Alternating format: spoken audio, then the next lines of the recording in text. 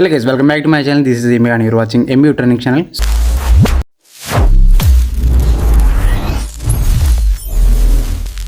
So today we are going to learning about the DV engineer introduction.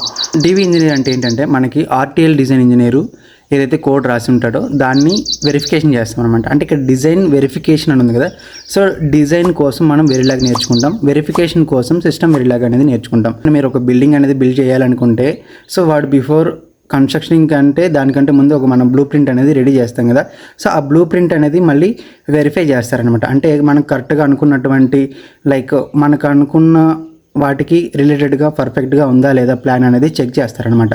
So అదేవిధంగా కూడా ఇక్కడ RTL design engineer ఏదైతే రాసి ఉంటాడో కోడు అది మనం అనుకున్న స్పెసిఫికేషన్స్కి పారామీటర్కి రిలేటెడ్గా పర్ఫెక్ట్గా ఉందా లేదా అనేసి ఈ డిజైన్ వెరిఫికేషన్ ఇంజనీర్ అనేవారు చెక్ చేస్తారనమాట. సో కాబట్టి ఆర్టీఎల్ ఇంజనీర్ ఎవరైతే ఉంటారో వాళ్ళు రాసిన కోడ్ ఏదైతే అది వెరిలాగ్లో ఉంటుంది. సో మనకి వెరిలాగ్ వస్తేనే కదా మనం దాన్ని కరెక్టా రాంగ్ అనేది మనకు తెలుస్తుంది. కాబట్టి వెరిలాగ్ అనేది నేర్చుకుంటాం. దాన్ని టెస్ట్ చేయాలి కాబట్టి మనం సిస్టమ్ వెరిలాగ్ అనేది నేర్చుకుంటాం.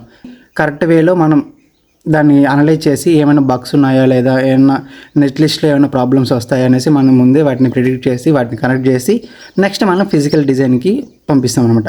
సో మనం ఏదైతే కరెక్ట్ చేసిన కోడ్ అయితే ఇస్తామో నెట్ లిస్ట్ని అదే వాళ్ళు ఫిజికల్ డిజైన్ వాళ్ళు దాన్ని ఇంప్లిమెంట్ చేస్తారన్నమాట. లైక్ చిప్ ఫ్యాబ్రికేషన్ అనమాట. సో మీరు ఇచ్చినటువంటి లిస్ట్ ఏదైతే ఉంటుందో దానిపైన వాళ్ళు వర్క్ చేస్తారు. సో కాబట్టి డిజైన్ వెరిఫికేషన్ ఇంజనీరింగ్ అనేవారు VLSIలో ఇంపార్టెంట్ ప్లే రోల్ అనేది ప్లే చేస్తారనమాట. కాబట్టి వీళ్ళు ఒక్క స్మాల్ మిస్టేక్ చేసినా కూడా ఫర్దర్ ప్రాసెస్ ఏదైతే ఉంటుందో అది that will be huge losses అనేది జరుగుతుందన్నమాట. సో ఒక్క చిప్ మ్యానుఫ్యాక్చరింగ్ లైక్ ఇప్పుడు మీరు ఏదైనా ఒక కంపెనీ లైక్ మొబైల్ మ్యానుఫ్యాక్చరింగ్ తీసుకుంటే అంటే కొత్త ప్రాసెసర్స్ అనేటివి మనకి రిలీజ్ చేస్తుంటారు. అంటే దాని బిహైండ్ దట్ వన్ చాలామంది ఇంజనీర్స్ అనేవాళ్ళు దాన్ని వర్క్ చేస్తుంటారు అనమాట. ఇంకా సింపుల్గా చెప్పాలంటే మనం IoT ప్రాజెక్ట్స్ అనేటివి చేస్తూ ఉంటాం. సో మనం ఛానల్లో కూడా మనం ప్రీవియస్గా కొన్ని IoT ప్రాజెక్ట్స్ అనేటివి చేసాం కదా. సో చాలా సింపుల్గా మామూలుగా మనకి ఈ VLSIలో సింపుల్ ప్రాజెక్ట్స్ బేసిక్ లెవెల్లో చేయాల్సింది ఏంటంటే మనకి ట్రాఫిక్ లైట్ కంట్రోలింగ్ ఉంటుంది కదా, సో దాన్ని మనం ఇంప్లిమెంట్ చేస్తూ ఉంటాం. సో ఇక్కడ మీకు క్వశ్చన్ రావచ్చు, నాకు సో ఇనిషియల్ డేస్లో నాకు కూడా అంటే ఈ వెరిలాగ్ గురించి సిస్టమ్ వెరిలాగ్ గురించి తెలియక ముందు నాకు కూడా డౌట్ ఉంది. లైక్ ఏంటంటే మనం IoT యూజ్ చేసుకొని మనం ట్రాఫిక్ లైట్ కంట్రోలింగ్ అనేది సిస్టమ్ అనేది డెవలప్ చేయొచ్చు. ఆర్డినో ఉన్నాయి, ESP బోర్డ్స్ ఉన్నాయి, like we have some more microcontroller boards అనేవి ఉన్నాయి కదా. సో వాటిని డైరెక్ట్గా మనం C లాంగ్వేజ్, పైథాన్, జావా అంటే డిఫరెంట్ కైండ్ ఆఫ్ లాంగ్వేజెస్ అనేవి ఇన్బిల్డ్ చేసేసి మనం దాన్ని ఇంప్లిమెంట్ చేసుకోవచ్చు. Then why we are using Verilog code particularly అంటే ఇక్కడ మనకి ఆల్రెడీ మైక్రో కంట్రోలర్ అనేది డిజైన్ చేసేసారు, ఓకేనా. సో ఆ డిజైన్ అనేది అది అన్నిటికీ మనం యూజ్ చేసుకోవచ్చు, అవునా. సో మనం ఆ యొక్క ఆర్డినో లేదు, ఇప్పుడు మీరు ఫర్ ఎగ్జాంపుల్ ఆర్డినో తీసుకున్నారనుకో, దాంట్లో మీరు చాలా ప్రోగ్రామ్స్ అనేవి దాంట్లోకి ఇన్సర్ట్ చేసి మనం చాలా ప్రాజెక్ట్స్ అనేవి ఇంప్లిమెంట్ చేస్తుంటాం. కానీ ఇక్కడ మనకి ట్రాఫిక్ లైట్ కంట్రోలింగ్ కోసం అక్కడ ప్రాసెసర్కి ఉంటుంది కదా, సో ఆ ప్రాసెసర్లోకి మనం డిఫరెంట్ కైండ్ ఆఫ్ ఇన్స్ట్రక్షన్స్ అనేవి మనం ఇచ్చిన తర్వాత అది ఎగ్జిక్యూట్ అవుతుంది.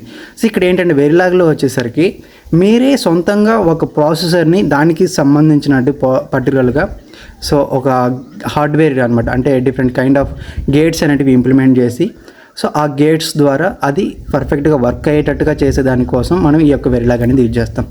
మనం ఆర్డినో యూజ్ చేసామనుకోండి, సో మనకి ట్రాఫిక్ లైట్స్లో రెడ్, ఎల్లో, గ్రీను, సో ఈ 3 కలర్స్ అనేవి ఉన్నాయి కదా. అంటే ఏంటి 1 మినిట్ తర్వాత ఇంకో లైట్ అనేది బ్లింక్ అవ్వాలి అనేసి మనం ఇన్స్ట్రక్షన్స్ అనేవి ఇచ్చేస్తాం. అదేంటి అంటే మనం C లాంగ్వేజెస్ లేదా C లాంగ్వేజ్ లేదా C++ like different kind of languages అనేవి యూజ్ చేసుకొని మనం దానికి కోడ్ అనేది ఎగ్జిక్యూట్ చేస్తాం. అంటే ఏంటి ఆ ప్రాసెసర్కి సీక్వెన్స్ ఆఫ్ అంటే ఇన్స్ట్రక్షన్స్ అనేవి ఇస్తాం, అది ఎగ్జిక్యూట్ అవుతుంది. ఇక్కడ ఏంటంటే హార్డ్వేర్ లెవెల్కి వచ్చేసరికి నువ్వే ఒక ప్రాసెసర్ని డిజైన్ చేస్తావు, ఓకేనా. అంటే ఆ ప్రాసెసర్ ఆల్రెడీ డిజైన్ చేసిన దానికి నువ్వు కోడ్ అనేది అప్లోడ్ చేస్తున్నావు ఆ ప్రాసెసర్లోకి. ఇక్కడ ఏంటంటే సపరేట్గా ఒక ప్రాసెసర్ని నువ్వే క్రియేట్ చేస్తున్నావు. ఇప్పుడు నాకు ఇంకొక డౌట్ ఏంటంటే, సో ఆల్రెడీ ప్రాసెసర్ అనేది ఎలా డిజైన్ చేసాము, డిఫరెంట్ కైండ్ ఆఫ్ గేట్స్ అనేవి ఇన్బిల్డ్ చేస్తేనే కదా ప్రాసెసర్ అనేది రెడీ అయ్యింది. సో అలాంటప్పుడు ఆ ప్రాసెసర్లోకే మళ్ళీ మనం కోడ్ అనేది అప్లోడ్ చేయొచ్చు కదా దానికి. అంటే సో ఏంటంటే మన హార్డ్వేర్ డిస్క్రిప్షన్ లాంగ్వేజ్ అనేది రాస్తున్నాం. సో ఈ యొక్క హార్డ్వేర్ డిస్క్రిప్షన్ లాంగ్వేజ్ అనేది ఆ యొక్క సాఫ్ట్వేర్ ఏదైతే ప్రాసెసర్ ఆల్రెడీ తయారై ఉంటుందో దానికి ఇది అప్లోడ్ అవ్వదు అనమాట. అంటే ఆ ప్రాసెసర్కి దానికి సీక్వెన్స్ ఆఫ్ కోడ్ అనేది ఇస్తేనే మాత్రమే అది అప్లోడ్ అయితేనే అది ఎగ్జిక్యూట్ అవుతుంది. సో మీరు ప్రాసెసర్ని ఈ యొక్క గేట్స్ ఉంటాయి కదా, ఆ గేట్స్ అనేటివి ఎలా కనెక్ట్ అవ్వాలి, సో ఎంత క్లాక్ ఫ్రీక్వెన్సీ అనేటివి ఇవ్వాలి, సో ఎంత టైం డిలేతో మళ్ళీ అది లైక్ ఇంకో లైట్ అనేది బ్లింక్ అవ్వాలి, ఎంత డిలే ఉండాలి, సో ఇవంతా మీరు డిజైన్ చేస్తారనమాట. సో అది మనకి వెరిలాగ్లో డిజైన్ చేస్తాం. ఓకే, ఈ విధంగానే మనం ప్రాసెసర్ ఆర్డినో లేదా ఏఎస్పీ కూడా మనం అక్కడ కూడా మనం ఇస్తాం డిలే అనేది. అంటే ఇంత సెకండ్స్, ఇన్ని మిల్లీ సెకండ్స్ తర్వాత ఆ లైట్ గ్లో అవ్వాలి, ఇంకో లైట్ గ్లో అవ్వాలి, ఇంత డిలే ఉండాలి అనేసి సి లాంగ్వేజ్ ద్వారా ఇస్తాం. ఇక్కడ మనం వెరిలాగ్ ద్వారా ఒక ప్రాసెసర్ని క్రియేట్ చేస్తాం అనమాట. ఓకే, ఇది main difference. And share with your friends and share with your those who are willing to join in the VLSI semiconductor industry. Okay, that will be helpful to that person maybe, I think. So thanks for watching. Thank you so much guys.